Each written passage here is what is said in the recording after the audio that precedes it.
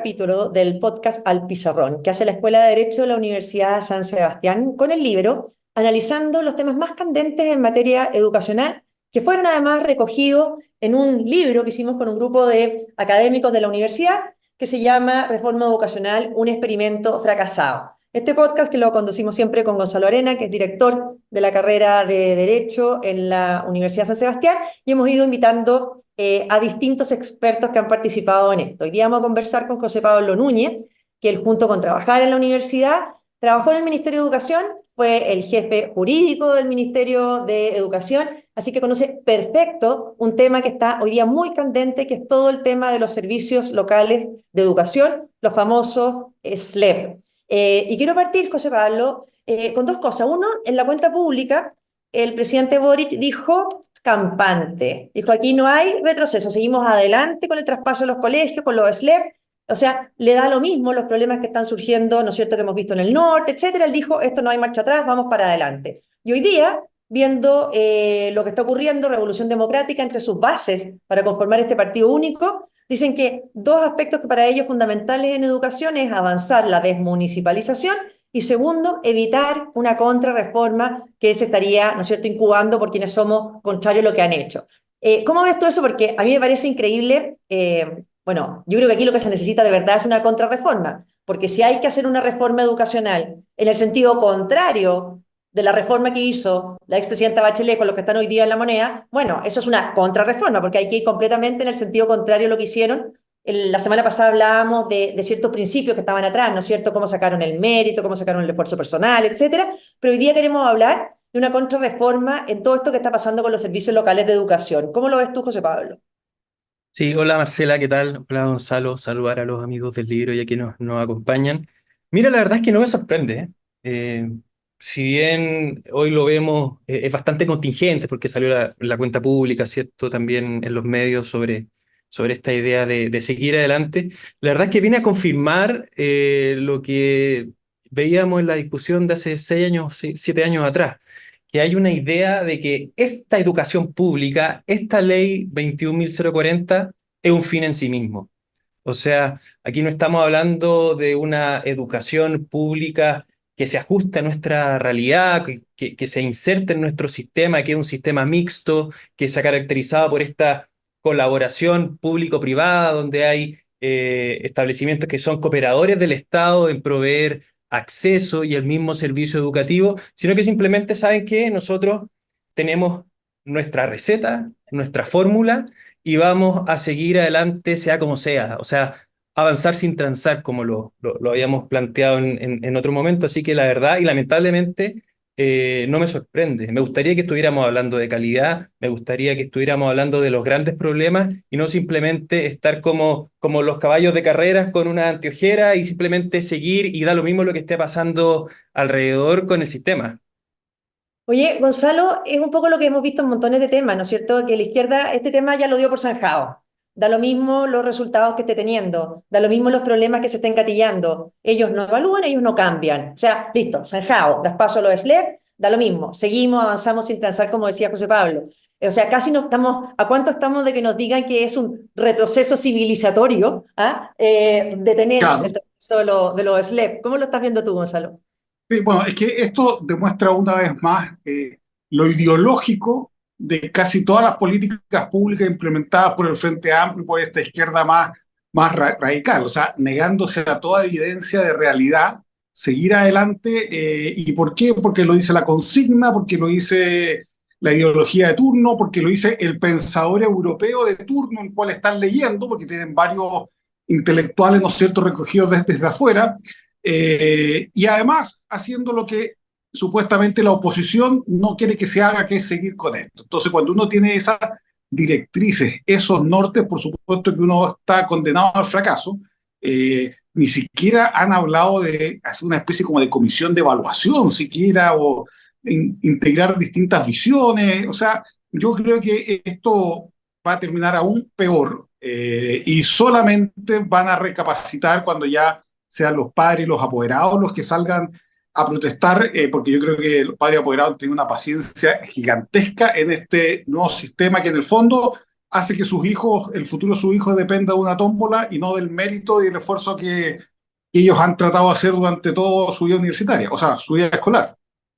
Oye, y José Pablo, esto nosotros decimos mucho, ¿no es cierto? Y lo dijimos siempre cuando se planteó la reforma, que lo único que estaba ausente de esta reforma era la preocupación por la calidad de la educación. Lo único que les importaba era combatir a los particulares subvencionados, desmunicipalizar, o sea, hacer grandes reformas estructurales, como le llamaban, pero al final la calidad, nada. Tú pones mucho en tu libro cómo partió todo esto, con las promesas que tenía Bachelet, que eran como así, de una grandeza impresionante para marcar una cosa que en la práctica ha significado básicamente un retroceso en calidad y no un avance. Sí, mira, esto además está muy bien documentado. Yo creo que eso es lo interesante, que uno mira el programa de gobierno de la expresidenta Bachelet, mira la historia de la ley y está todo escrito, está todo dicho. Nosotros recordaremos la consigna, ¿cierto? Educación pública, gratuita y de calidad, esta consigna de la calle, de las marchas estudiantiles. Bueno, la presidenta tomó esta consigna, la hizo parte de su programa de gobierno. Y decía en su programa que era un proyecto transformador, un proyecto de futuro.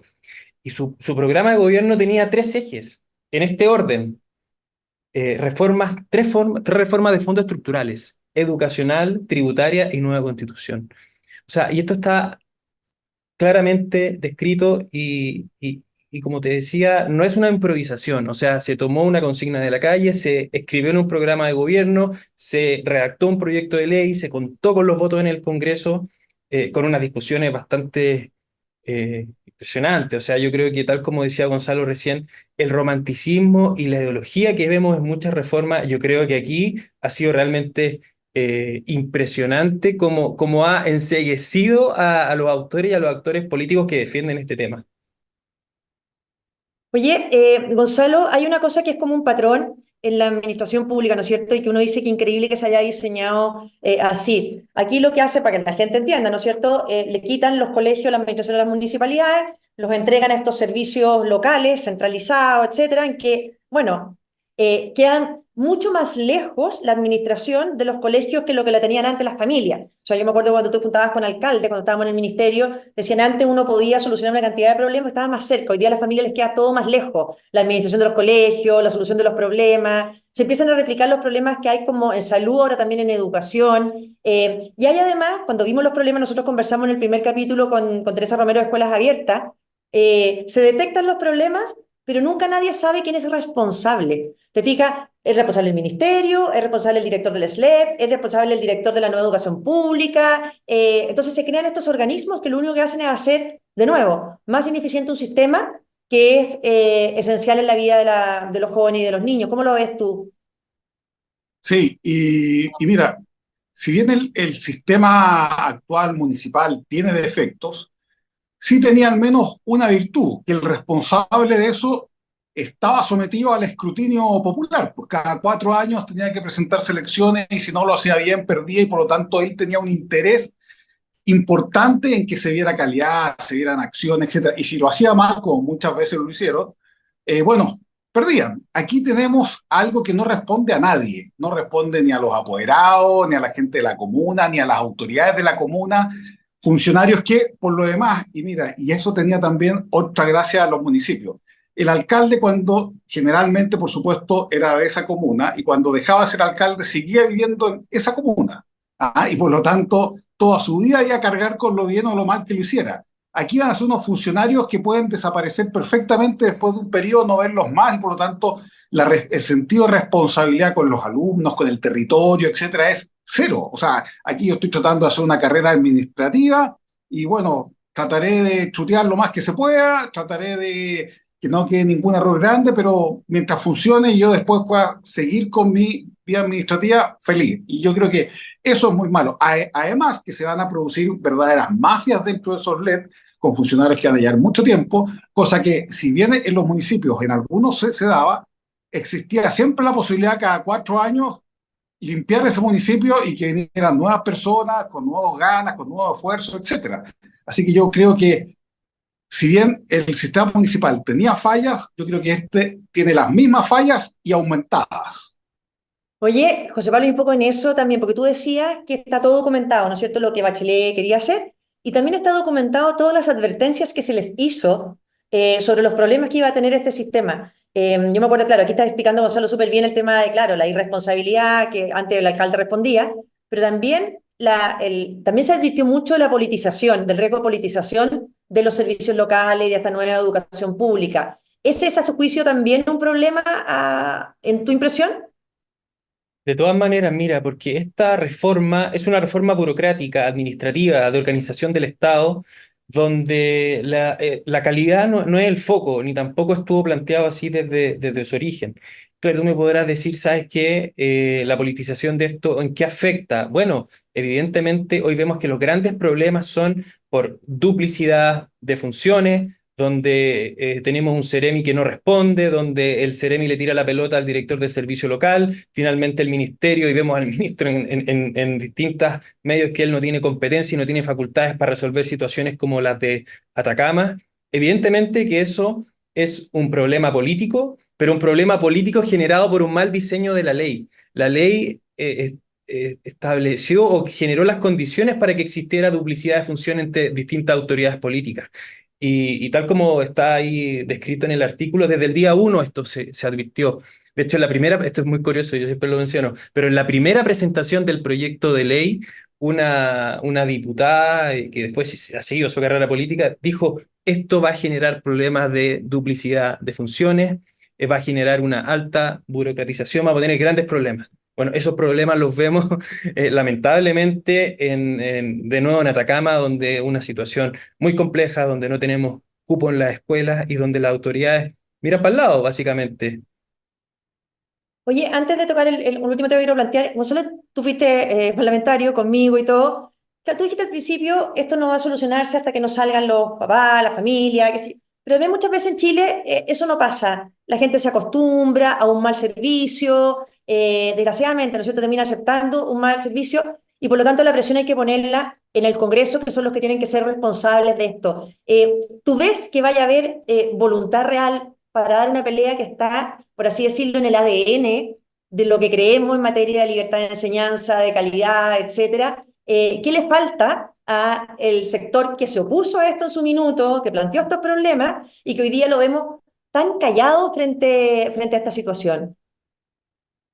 Sí, yo creo que va a ser difícil porque, bueno, empezó el ciclo eleccionario, después van a ser las propias campañas de los parlamentarios, y yo creo que esto es un tema que se tiene que tomar incluso más global, o sea, hacer de las campañas presidenciales de oposición un tema de la contrarreforma esencial, porque hay que convencer a mucha gente, hay que movilizar a mucha gente, y yo creo que eso en el contexto de una campaña presidencial sí se puede dar y sí se puede discutir, porque yo veo hoy día el Congreso medio empantanado, que está preocupado de las reformas políticas, está preocupado de mil otras cosas, menos de los temas que son urgentes como esto de la contrarreforma educacional. Así que yo creo que en el ambiente electoral que se va a dar el próximo año, uno de los puntos debería ser claramente cómo hacer una contrarreforma, y en el fondo también impulsar una nueva reforma para aumentar la calidad, que es el gran pero de la educación. Si el tema de la educación no es tanto de quién depende, cómo se forma, etcétera, es ¿aprenden más o no aprenden más? Oye, y el último tema, José Pablo, es que es tan absurda esta reforma de que colegios que funcionan bien van a tener que ser traspasados. ¿Te fijas? Lo tenemos los próximos colegios, Las Condes, Vitacura, Barnechea, Ñuñoa, Providencia, etcétera, que tienen colegios con buen desempeño. Bueno, a esos niños, sus colegios están funcionando bien, esta ley los va a bajar de los patines porque se van a entregar al nuevo servicio local de educación que se va a crear. ¿Qué opciones hay para mantener la administración de esos colegios y que esos niños puedan seguir recibiendo una educación de calidad y que no entren en este sistema de los SLEP que está fracasando en tantas partes donde ya se ha implementado? Y quizás con esto cerrar. Sí, mira, una obsesión por la estatización. O sea, yo creo que esto es el móvil de la reforma, da lo mismo cómo funcione, da lo mismo la opinión de los estudiantes y el servicio que se presta a la familia. Si el foco fuera la calidad y no la estatización o la burocratización, no nos perderíamos en mantener lo bueno donde está, ¿cierto? ¿Cuáles son las opciones? Yo creo que la opción es derechamente modificar esta ley en su esencia. O sea, hay unos mecanismos administrativos que también fueron pensados para que no se produjera esta postergación del traspaso. O sea, yo creo que la ley también tiene sus trampas. O sea, si esta ley tiene un objetivo súper claro que es estatizar la educación, ¿cómo esto se resuelve? En el fondo, bueno, atacando el fondo. Y tal como decía Gonzalo, este tema nuevamente hay que llevarlo a la discusión pública, tal como lo estamos haciendo en este foro. Tiene que ser eje central de las discusiones políticas de este año, del próximo año, y también yo creo que hay una responsabilidad pública, ¿cierto?, de quienes aspiran a cargos de elección popular de este tema, poder llevarlo a la discusión y obviamente modificarlo en su esencia. Tal cual, yo les agradezco un montón la conversación y creo que el desafío está ahí, ¿no es cierto?, de que los candidatos presidenciales, que los candidatos a parlamentarios, en el fondo, no se queden con esta comodidad de decir el tema ya está zanjado, esa reforma se aprobó, ahora toca ir seguir implementándola, sino que cuando algo no está funcionando, levantar un cambio profundo para darlo vuelta, que es un poco la responsabilidad que tenemos con nuestros niños y jóvenes, y creo que como ciudadanos empoderados va a haber que exigírselo a quienes quieran postular al Congreso y quienes quieran postular a la presidencia. Así es que muchas gracias, José Pablo, muchas gracias, Gonzalo, por este nuevo podcast Al Pizarrón.